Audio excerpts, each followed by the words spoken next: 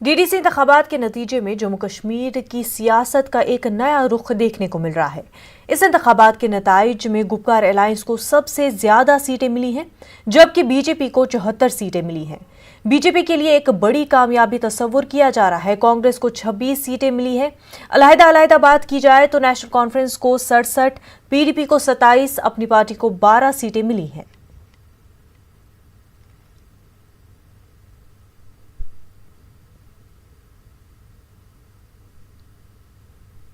DDC नतीजे पर BJP ने जम्मू में प्रेस कॉन्फ्रेंस की। बीजेपी लीडर अनुराग ठाकुर ने कहा कि जिस तरीके से लोगों ने जमहूरियत में बढ़ चढ़कर हिस्सा लिया, वो बताता है कि जम्मू कश्मीर की आवाम जमहूरियत पर भरोसा करती है। उन्होंने कहा कि बीजेपी को 75 सीटें मिली हैं, जो सबसे ज्यादा है, और बीजेपी का वोट फीसद भी सबसे अच्छा रहा।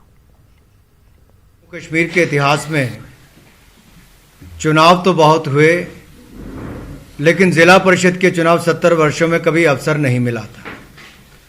माननीय मोदी जी ने पंच, सरपंच, बीडीसी और फिर डीडीसी के चुनाव यानी कि जिला विकास परिषद के चुनाव भी करवाने का अवसर यहां पर दिया।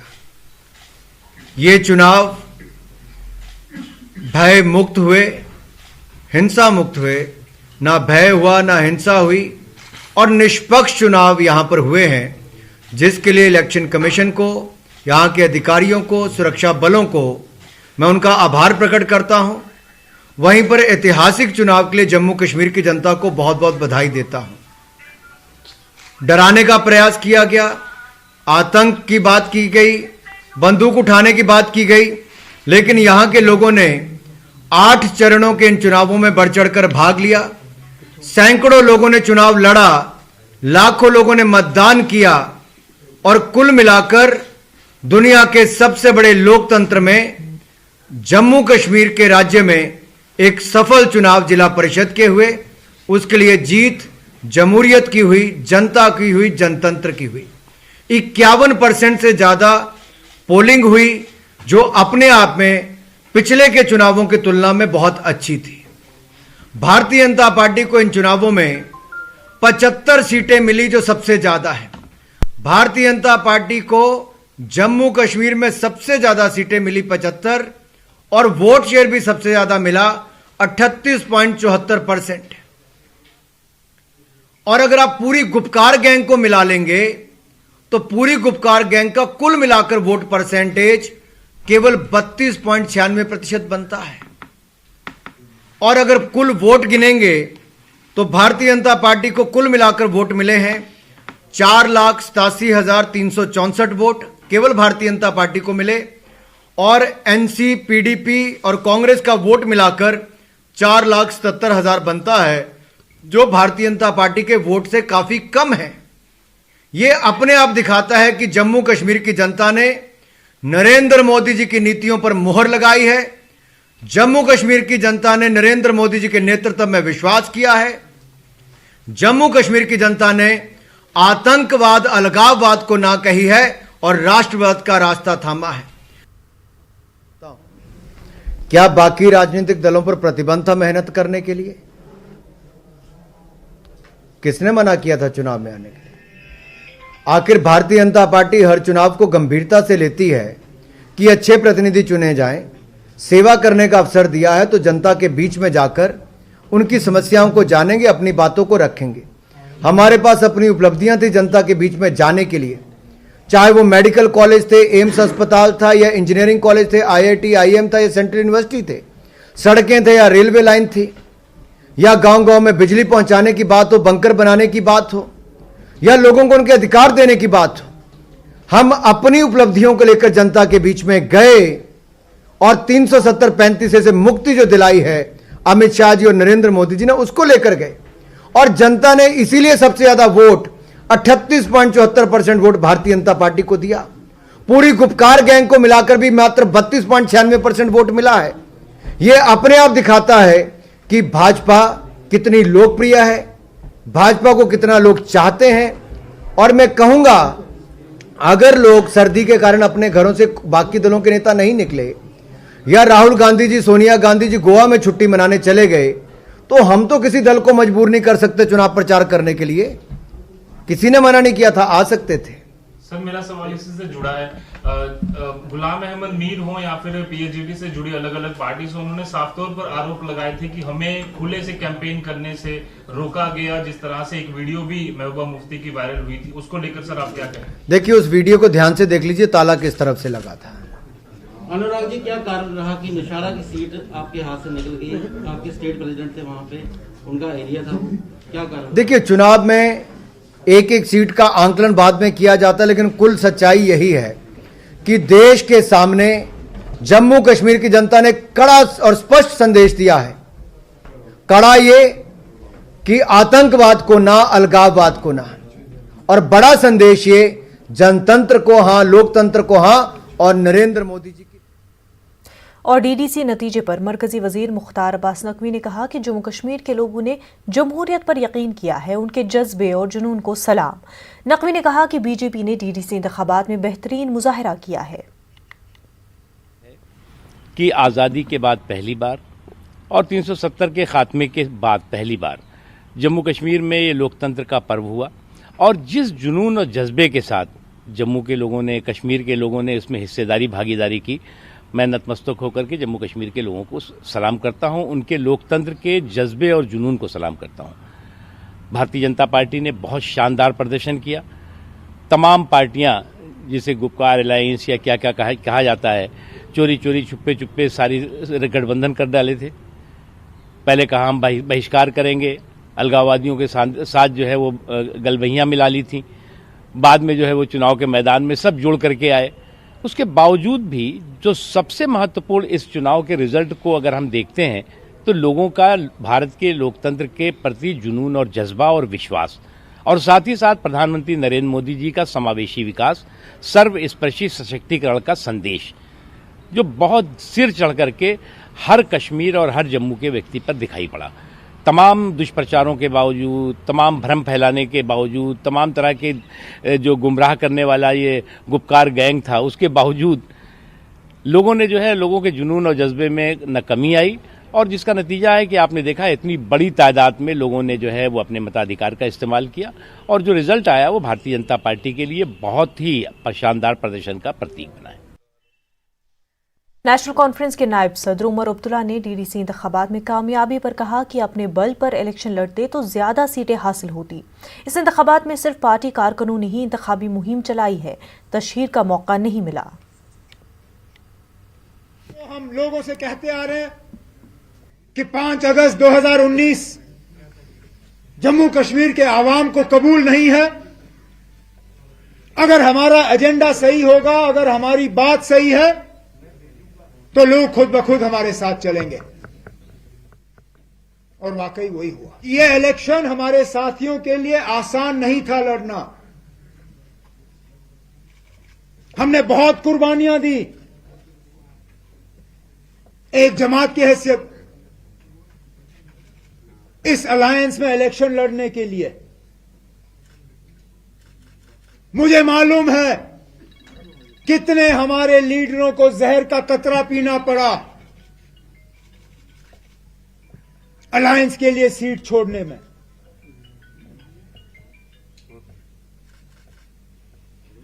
ये कोई पुरानी अलायंस नहीं थी,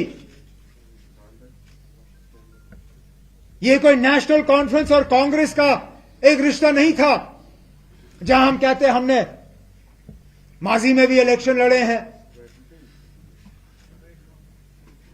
हमने उन लोगों के साथ मिलकर इलेक्शन लड़ा जिनके खिलाफ पिछले साल तो हमने पार्लियामेंट का इलेक्शन लड़ा था।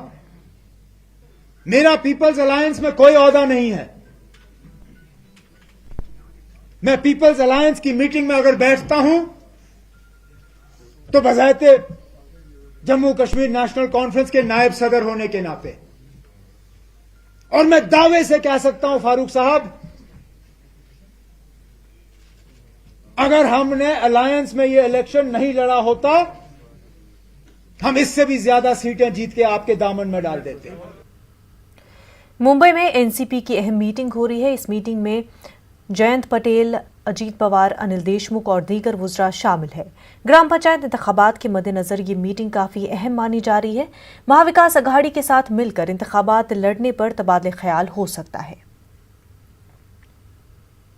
हमारे नुमाइंदे वसीम बराह रास्त हमारे साथ जुड़ चुके हैं। वसीम, एनसीपी की मीटिंग जारी है, किन मुद्दों पर इस मीटिंग में बातचीत हो रही है?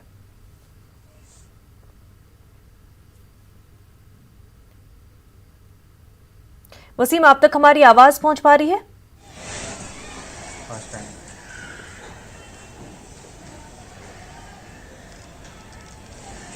जी, एक बार फिर अपना सवाल जी वसीम, आपसे जानना चाहेंगे, एनसीपी की मीटिंग जारी है, महाविकास अघाड़ी के साथ मिलकर इलेक्शन लड़ा जाएगा कि नहीं, इस पर तबादले ख्याल हो रहा है? देखिए, सबसे पहले मैं आपको बताना चाहता हूँ ये मीटिंग लगभग 30 मिनट चली है और अभी मीटिंग खत्म हुई है। इस मीटिंग में जयंत पाटिल थे जो प्रदेश के अध्यक्ष हैं, अजित पवार जो मुख्यमंत्री थे वो हैं, गृह मंत्री अनिल देशमुख थे, जितेंद्र अवार्ड थे, छगन भुजबल थे, यानी कि एनसीपी के सभी बड़े नेता यहाँ पे मौजूद थे। जिस तरह से देखा गया है कि इस पूरे चुनाव को लेकर, खास करके ग्राम पंचायत चुनाव को लेकर एनसीपी अपनी पूरी ताकत लगाना चाहती है। यही वजह है कि जो हारे हुए जो विधानसभा में एमएलए थे या फिर लोकसभा के जो हारे हुए उम्मीदवार बैठक की गई। इस बैठक में साफ तौर पे महाविकास अघाड़ी को लेकर आने वाले ग्राम पंचायत चुनाव को लेकर चर्चा की गई। मैं आपको बताना चाहूंगा कि राज्य में 15,234 ग्राम पंचायत के चुनाव होने हैं और ये 15 जनवरी को चुनाव होने और 18 जनवरी को इसके रिजल्ट आने वाले हैं। ये चुनाव 2020 में मार्च में होने वाले थे, लेकिन कोरोना की वजह से ये चुनाव चले गए हैं ये अगले साल। और जिस तरह से हमने देखा कि महाविकास अघाड़ी जो 3 पार्टी महाराष्ट्र में बनी हुई है, इन्होंने जिस तरह से विधान परिषद की जो 5 सीटों के लिए चुनाव हुए थे उस दौरान बेहतर प्रदर्शन किया था, जिसमें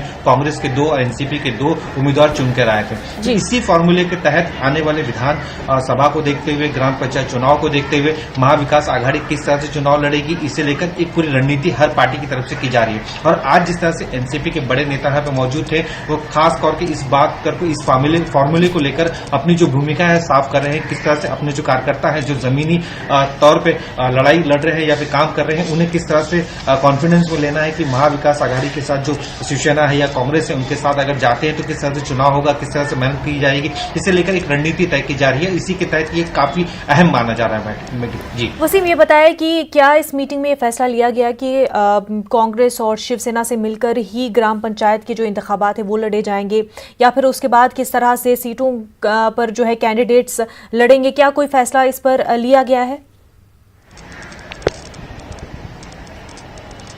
देखिए, सबसे पहले इस मीटिंग को देखा जाए तो सबसे पहले हर पार्टी अपनी जो ताकत है उस ताकत को खंगालने की कोशिश कर रही है। जिस तरह से बैठक हुई, इस बैठक में एनसीपी की क्या ताकत है, हमने देखा है कि महाराष्ट्र में एनसीपी की जो ताकत है ग्रामीण इलाकों में सबसे खास ताकत है।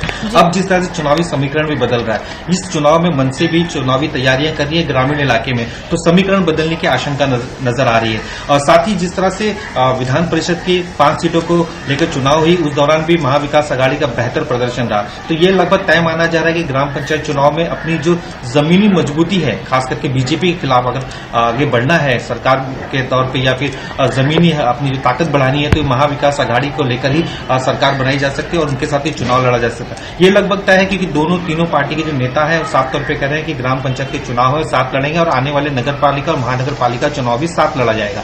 लेकिन किस तरह से चुनावी समीकरण बदलते हैं, इससे देखने वाली बात होगी। इसका भी कहीं ना कहीं जायजा लिया जा रहा है क्योंकि इस चुनाव में दूसरी जो पार्टियां हैं वो भी चुनावी मैदान में उतर रही है। मराठी के मुद्दे पर अगर मन से उतरती है तो उसका साफ तौर पे नुकसान शिवसेना को होगा, इसका भी कैलकुलेशन किया जा रहा है। और साथ ही जिस तरह से एनसीपी है वो लगातार ग्रामीण क्षेत्रों में कौन कौन से इलाके हैं वहां पे किस तरह से उनकी स्थिति, इसका जायजा लिया जा रहा है। बाकायदा हमने देखा कि कांग्रेस के नेतागण हैं वो भी इसी स्थिति का जायजा ले रहे हैं। एक दिन पहले कांग्रेस के बड़े नेताओं की बैठक हुई, इस बैठक में उन्होंने कई अहम पहलुओं पर चर्चा की, यानी कि आने वाले विधानसभा की तैयारियां अब से साफ तौर पर यहाँ पे दिखाई दे रही है। 1 साल अगर सरकार 5 साल सरकार चलाना है तो इसे लेकर लगातार जो उनकी भूमिका है, खास करके जो ग्रामीण इलाके हैं वहां पे अपनी जो पकड़ है वो मजबूत करने के लिए देखा जाएगा। ये जो चुनाव है 15,234 सीटों के लिए, तो कहीं ना कहीं ग्रामीण इलाके से लेकर शहरी इलाके में तीनों पार्टियां, खास करके कांग्रेस, एनसीपी और शिवसेना, अपनी जो स्थिति है मजबूत करने की कोशिश की जा रही है। जी बिल्कुल, चाहे पार्लिमानी इलेक्शंस हो या फिर पंचायती इलेक्शंस, महाविकास अघाड़ी को साथ मिलकर ही इलेक्शन लड़ना होगा अगर बीजेपी को हराना है। तो वसीम, बेहद शुक्रिया तमाम। डीडीसी इंतखाबात के हवाले से रविशंकर प्रसाद मीडिया से खिताब कर रहे हैं, सीधा रुख करते हैं। जो टेररिस्ट का एक हॉटबेड है, आपको पता ही है, वहां रोज टकराहट होती है। जहां पर जनता निकलती नहीं थी वहां भी 7.4% वोटिंग दर्ज की गई। और इस बात को आप कभी नहीं भूलें कि 18 के पंचायती चुनाव में भी 1.1% ही वोट पड़े थे। तो मैंने आपको ये, अब जरा मैं आइए आप, ये मैं सोपोर गया हूं, नॉर्थ कश्मीर, ये अलगाववाद से त्रस्त रहा है, अब नहीं, मैं देख के आया हूं। वहां पर 23.8% वोट हुआ है सोपोर में। आपके टीवी चैनल पर इन इलाकों का नाम रोज आता रहता है। लोकसभा चुनाव में 2019 में खाली 7.6% वोटिंग हुई थी। तो इस बात को समझें आप। सोपोर का उदाहरण मैं विस्तार से इसलिए देना चाहता हूं कि लोकसभा के चुनाव के बाद धारा 370 हटाई गई 2019 के वोट के बाद। वहां पर लोकसभा की वोटिंग हुई 7.6% और अभी डीडीसी के चुनाव में वोटिंग हुई है 23.8%। तो इसलिए जान करके मैं ऐसे इलाकों की जानकारी आपके लिए रखना चाह रहा हूं जो जानना बहुत जरूरी है। आपने एक और नाम सुना, बांदीपुरा। वहां भी आपको बहुत खबरें मिलती रहती हैं सिक्योरिटी फोर्सेस से। नॉर्थ कश्मीर के बांदीपुरा में 51.7% वोटिंग हुई, 51.7%। और पंचायती चुनाव में थी 44% और लोकसभा के चुनाव में थी 23%। आपने एक और नाम सुना होगा, गांदरबल। यह नाम भी बहुत आता है टीवी पर। गांदरबल में 43.4% वोटिंग हुई है। अब इसलिए मैंने पूरे इलाके वैली का नहीं बताया, सिर्फ मैंने सोपोर बताया, मैंने गांदरबल बताया, मैंने बांदीपुरा बताया, मैंने कुलगाम बताया, मैंने शोपियां बताई, मैंने पुलवामा बताया। तो ये सब इलाके को हॉटबेड कहा जाता था। वहां के जनता की चाहत क्या है यह समझना बहुत जरूरी है। इसलिए मैं फिर कहूंगा, कश्मीर के अवाम की जय, जम्मू कश्मीर के अवाम की जय। उन्होंने जो तमाचा मारा है, और इसी संदर्भ में मैं आपसे एक बात और कहना चाहूंगा कि जिस प्रकार से वहां की जनता आई, इसका कारण क्या है? इसका कारण समझना चाहिए। लोगों ने पहली बार लोकतंत्र में ईमानदार चुनाव को जमीन पर देखा, विशेष रूप से वैली में। याद करिए, लोकसभा में फारूक अब्दुल्ला साहब आए हैं श्रीनगर से, कितना परसेंट वोटिंग हुआ था? शायद 7% हुआ था। याद है आपको ना? श्रीनगर की बात मैं कर रहा हूं, अभी की कहानी मैं आपको बताई। और यह क्यों हुआ? क्योंकि राष्ट्रपति शासन में सरपंचों का चुनाव हुआ था। याद करिए 2018 में, उस समय आर्टिकल 370 नहीं समाप्त हुआ था। 2018 में राष्ट्रपति शासन में नरेंद्र मोदी जी की सरकार ने निर्देश दिया कि पंचायतों का चुनाव कराओ। याद करिए, क्या कांग्रेस पार्टी, क्या पीडीपी, क्या एनसी, सबों ने विरोध किया था। कहां से चुनाव होगा? क्यों कर रहे हैं आप?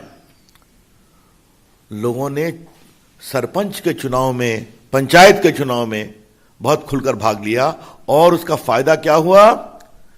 पहली बार भारत सरकार से पैसा पंचायतों के लिए उनके अकाउंट में पहुंचने लगा। और किस पंचायत में क्या काम होना है वो टंगा हुआ था बोर्ड पर कि ये काम होना है इस पैसे से। और लोगों ने जमीन पर डेवलपमेंट को देखा। तो इस बार का चुनाव डीडीसी का क्यों बहुत महत्वपूर्ण है? जमहूरियत की जीत के लिए, लोकतंत्र की विजय के लिए, कि कश्मीर के आवाम ने राज करने वालों और काम करने वालों के अंतर को पहचाना। How can democracy give results on the ground? How can good governance come on the ground? और आज तो आप लोग वरिष्ठ पत्रकार हैं, घूमते हैं, कश्मीर में हर जगह बिजली पहुंच गई है, पानी पहुंचा है। ये राष्ट्रपति शासन, केंद्र के सहयोग से आज डेवलपमेंट वहां पहुंचा है। हम लोग भी जाते हैं, देखते हैं, आप भी जाके देखते हैं। तो लोगों ने वर्षों के बाद मरकज का पैसा पंचायत में पहुंच जाए, मरकज मतलब सेंट्रल गवर्नमेंट, और काम हुआ है। तब इसके कारण लोगों की लोकतंत्र में आस्था पनपी है कि डेमोक्रेसी से डेवलपमेंट हो सकता है, जमहूरियत उनके घर पर विकास का दस्तक दे सकती है। ये लोगों ने देखा, तब फिर उनकी आस्था बनी। और यहीं पर मैं आपसे कहना चाहूंगा, ये जो लगभग 52 इंडिपेंडेंट जीते हैं, ये बहुत से वो हैं जिन्होंने बड़ी हिम्मत के साथ, हमारे भी समर्थक हैं, बड़ी हिम्मत के साथ आतंकवादियों के खिलाफ खड़े होने की ताकत दिखाई है। और इससे मैं क्या देख रहा हूं, कश्मीर की नई लीडरशिप डेवलप हो रही है। आज मैं अपने पार्टी के सभी जीते हुए लोगों का अभिनंदन करूंगा, बाकी का भी करूंगा। लेकिन आपने कल एक बात देखा होगा टीवी पर, जो हमारा एजाज है, का नाम पूरा क्या है, इंजीनियर एजाज, जो जीता और जीत के जो उसने बोला कि मैं काम करूंगा सबका साथ सबका विश्वास, तो ये एक कश्मीर की नई आवाज है। और आज कश्मीर की आशा भरी उस नई आवाज का हम बहुत अभिनंदन करना चाहते हैं। और एक बात हम कह देते हैं, ये कश्मीर की शुरुआत है। अब ध्यान रखिए, सरपंचों के चुनाव, डीडीसी के चुनाव, तो अब कश्मीर की जमहूरियत नई अंगड़ाई ले रही है। Democracy is turning it's pages in Jammu and Kashmir. लोकतंत्र अब आशा और उत्साह की अंगड़ाई ले रहा है कश्मीर में। इस बात को समझना बहुत जरूरी है। अब जहां तक क्यों ये चुनाव और भी महत्वपूर्ण है, पाकिस्तान के सदस्य आतंकवाद, गोले बरसते रहे, आतंकवादियों का भय का, खौफ का माहौल, उनके द्वारा घुसकर सुरक्षा बलों पर हमला करने की बात करना। लेकिन आप देखिए कहां एक तरफ ढेले चलते थे, याद है ना, स्टोन थ्रोइंग, और आज वहीं अपने हाथ में बैलेट पर अपनी किस्मत लिखा। जम्मू कश्मीर में पहली मर्तबा डीडीसी इलेक्शंस हुए और बीजेपी को शानदार कामयाबी मिली। इसी हवाले से बीजेपी मीडिया से खिताब कर रही थी। आगे बढ़ते हैं। तारीखदार नसीर अहमद ने अलीगढ़ मुस्लिम यूनिवर्सिटी में वज़ीर-ए-आज़म नरेंद्र मोदी के खिताब की सताइश की। उन्होंने मुजाहिदीन आज़ादी की तफसील हासिल करके नई नस्ल तक पहुंचाने वाले बयान से इत्तफाक किया और इस मामले पर जल्द से जल्द अमल करने की अपील की। नरेंद्र मोदी जी ने जो सुझाव दिया था उस सुझाव को पालन करना है, उसे अमल करना है, इमीडिएटली अमल करने की जरूरत है। क्योंकि अभी 70 पर 5 वर्ष हो गया था। इस वर्ष इतने हो जाने से क्या हुआ, बहुत से लोग हमारे जो जिंदे थे, हमारे फ्रीडम फाइटर्स, वो सब गुजर गए। इसीलिए हमें उनको अभी डायरेक्ट होने फ्रीडम फाइटर्स के पास जाके उनका इंफॉर्मेशन लेने का तो अभी गुंजाइश तो नहीं है। इसलिए उनके फैमिलीज को मिलो, उनकी किताबें पढ़ो, रिकॉर्डा पढ़ो, पुलिस रिकॉर्ड्स पढ़ो, ब्रिटिश गवर्नमेंट के रिकॉर्ड्स पढ़ो, निकालो। ये सब निकाल के करेंगे तो बहुत से लोग मिलेंगे। इस पर काम करने की जरूरत बहुत है। मैं ये सब्जेक्ट पे 22 ईयर्स से काम कर रहा हूँ। मैं 1999 में मेरी पहली बुक आई थी। मैं तेलुगु राइटर हूँ। मैं तेलुगु में ला रहा हूँ मैं बुक से। वो पहली बार मैं ये किताब लाया था। जंग आजादी में जो मुस्लिम महिलाएं ने पार्टिसिपेट किए थे, उनके बारे में लाया था मैं। तब से अभी तक मैं ये सब्जेक्ट पे 22 बुक्स लाया हूँ। देखो, एक छोटा सा एक गांव का रहने वाला मेरा जैसा एक इतना काम किया था। इस वक्त की बड़ी खबर, एनसीपी की मीटिंग खत्म हो चुकी है। इस मीटिंग में ग्राम पंचायत के लिए लाहे अमल तय किया गया। मौजूदा हालात का जायजा भी लिया गया इस मीटिंग में। काफी अहम खबर आपको बता रहे हैं, एनसीपी की मीटिंग जो है अब खत्म हो चुकी है। इस मीटिंग में ग्राम पंचायत के लिए लाहे अमल तय किया गया। मौजूदा हालात का इस मीटिंग में जायजा लिया गया।